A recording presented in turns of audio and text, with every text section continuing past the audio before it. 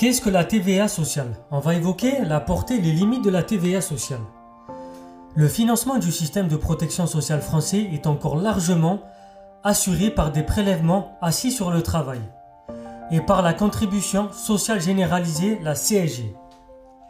Cette solution était adaptée au contexte des Trente Glorieuses, alors que l'économie française était peu ouverte sur l'extérieur. Mais elle pose problème dans le cadre de la mondialisation car elle pèse sur la compétitivité des entreprises et sur les incitations à créer des emplois. Le principe de la TVA sociale consiste à augmenter le taux de la TVA afin de financer tout ou une partie de la protection sociale et de diminuer les charges sociales des entreprises. Cette mesure est censée alléger le coût du travail, faire peser le financement de la protection sociale sur la consommation, tout le monde participe, et gréver le prix des importations tandis que les exportations ne sont pas concernées.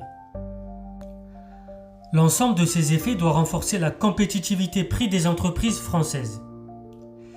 Mais la TVA sociale fait l'objet de nombreuses critiques. La TVA est déjà considérée comme le prélèvement le plus injuste car il est payé au même taux par tous, quel que soit le revenu.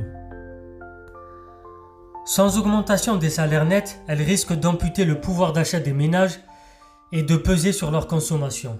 Enfin, la hausse du taux sera sans doute trop faible pour combler le déficit commercial et aussi le déficit de compétitivité de la France, notamment vis-à-vis des pays émergents. Elle représente donc davantage une arme contre nos voisins européens. Elle s'inscrit dans une dynamique non coopérative qui incitera sans doute les pays européens, nos voisins, à adopter la même stratégie. L'avantage initial risque ainsi d'être annulé. C'était Soso Lintello.